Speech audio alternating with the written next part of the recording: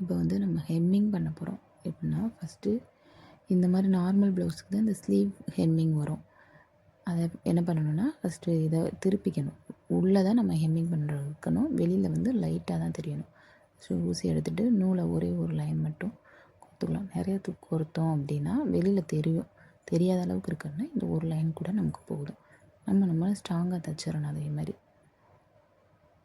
ஒரு எண்டு முடிச்சு வந்து நல்லா ஒரு 2 முடிச்சு கூட போட்டுக்கலாம் டைட்டாக, பிரிஞ்சிடாமல். ஒன்று எடுத்துக்கிட்டாலே எல்லாமே உருவ ஆரம்பிச்சிடும்.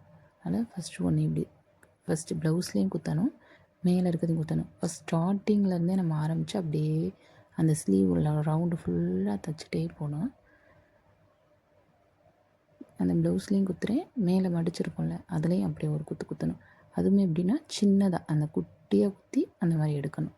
நம்ம நிறைய பெருசாக குத்துறோம் அப்படின்னா அது ரொம்ப அந்த சைடு தெரிய ஆரம்பிச்சிடும். ஃப்ரண்ட் சைடு இந்த மாதிரி குட்டியாக ஒரு குத்து, மேலே ஒரு சின்னதாக ஒரு இது பண்ணி அப்படியே இழுத்து இந்த மாதிரி நம்ம பண்ணி தைச்சிட்டே ரவுண்டாக சுற்றி தைச்சிட்டே வரணும்.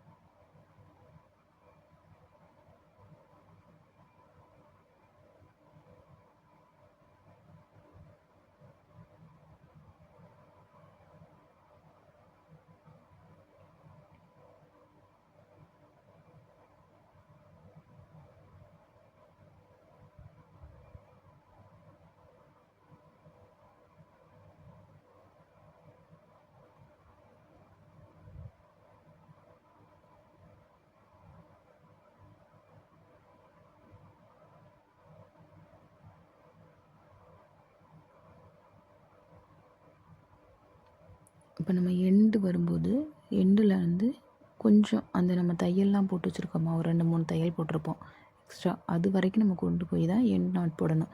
நம்ம இவ்வளோ தான் தைச்சிருக்கோம், இது வரைக்கும் போதும் அப்படின்னு நம்ம போட்டோன்னா, இப்போ அவங்களுக்கு எக்ஸ்ட்ரா நமக்கு ஒரு கொஞ்சம் குண்டாயிட்டாங்க, எக்ஸ்ட்ரா துணி தேவைப்படுது அப்படின்னா அவங்கக்கிட்ட ஒரு பிரிப்பாங்க. இப்போ நம்ம எண்டு வரைக்கும் போட்டுட்டோம்னா அவங்க பிரித்தாலும் இந்த தையல் இருக்கும், ஸ்லீவ் பிரியாமல் இருக்கும். இப்போ இந்த ஸ்லீவில் நம்ம ஏற்கனவே ரஃப் தையல் ஒன்று போட்டு வச்சுருக்கோம் மடித்து, அதை ஃபுல்லாக இப்போ பிரித்து எடுக்கணும். பிரிக்கிறதுமே ரொம்ப ஈஸி தான். ஃபஸ்ட்டு ஒன்றை மட்டும் நீங்கள் ஊசியை வச்சு பிரிச்சுருங்க. பின்னாடி அதை நீங்கள் அத்துறணும். அதை வந்து அப்படி வைக்காமல் அத்து விட்டுட்டிங்கன்னா கொஞ்சம் நீளமாக துணி நூல் வரும். அந்த நூலை அப்படியே ஃப்ரண்ட் அண்ட் பேக் இப்படி நம்ம அத்து விட்டுறணும். இப்படி எடுத்து இப்படி அத்து விட்டுறணும். நம்ம ஒன்று ஒன்றா ஊசியில் எடுத்துகிட்டே இருந்தால் டைம் தான் ஆகும். நம்ம பிரித்து வேகமாக முடிக்க முடியாது. இப்படின்னா டக்குன்னு பிரிச்சிடலாம். ஃப்ரண்ட் அண்ட் பேக் ஈஸியாக நம்ம பிரித்து விட்டுறலாம்.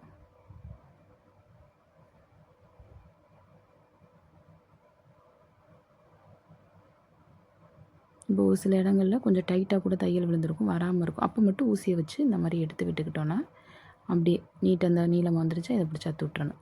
அதே மாதிரி அங்கிட்டு ஒரு நூல் வந்துடும், அதையும் பிடிச்சி அத்து விட்டுறணும். இப்படி நம்ம என்ன பண்ணணும், ஃபுல்லாக ரவுண்டுக்கும் ஸ்லீவை ஃபுல்லாக பிரிச்சிட்டோன்னா நமக்கு நீட்டாக அந்த ஃபினிஷிங் வந்துடும். இப்போ திருப்பி பார்க்கணும் எப்படி நம்ம தைச்சிருக்கோம் அப்படின்னு. திருப்பி பார்த்தோன்னா